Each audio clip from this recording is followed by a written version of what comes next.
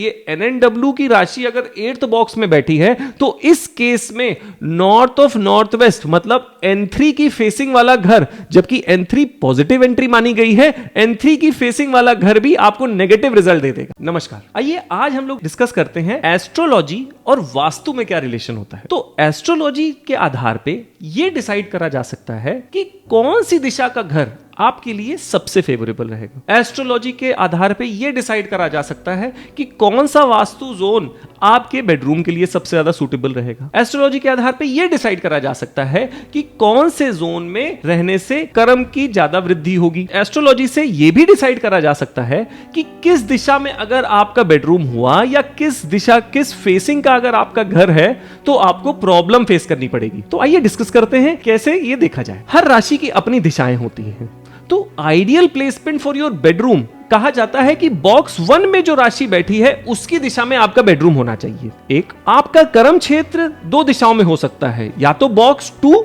या बॉक्स 10 की दिशा की तरफ हो सकता है। बेडरूम के एक और ऑप्शन होता है, बॉक्स 4 में जो राशि है उसकी दिशा में भी बेडरूम हो सकता है। अब देखते हैं कि जो बॉक्स 8 होता है उस दिशा में अगर आपका बेडरूम या आपकी पर्सनल बिलोंगिंग आने लगती है तो लाइफ में प्रॉब्लम आने लगती है। जैसे एग्जांपल के तौर में 8th बॉक्स में जेमिनी राशि बैठी हुई है, तो अब NNW का जोन, क्योंकि जेमिनी की जो दिशा मानी गई है वो NNW मानी गई है, तो अब NNW का जोन आपका अगर बेडरूम वहां पे हुआ या आपकी फोटो वहां पे हुई या आपकी कोई भी पर्सनल बिलोंगिंग वहां पे रखी होगी तो आपको प्रॉब्लम आएगी। ऐसे ही बॉक्स 1, बॉक्स 2, बॉक्स 10 ये दिशाओं में, जो मैं कर्म क्षेत्र की बात कर रहा था, बॉक्स 10 की दिशा में अपनी कर्म क्षेत्र अपनी वर्क डेस्क बनानी चाहिए। बॉक्स 2 की दिशा में जो राशि बैठी है उस दिशा में आपका कर्म क्षेत्र की रिलेटेड चीजें रखनी चाहिए। अब यही आधार हो जाता है कि जैसे मान के चलिए NNW की राशि अगर 8th बॉक्स में बैठी है तो इस केस में नॉर्थ ऑफ नॉर्थ वेस्ट मतलब N3 की फेसिंग वाला घर, जबकि N3 पॉजिटिव एंट्री मानी गई है,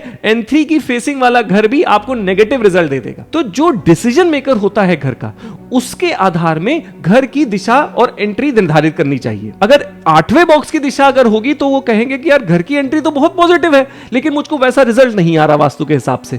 तब एस्ट्रोलॉजी इसमें गेम प्ले करती है और हमको बताती है कि कौन सी दिशा का घर हमारे लिए सबसे ज्यादा फेवरेबल रहेगा। आई होप ये आपको कंटेंट पसंद आया हो। Thank you so much.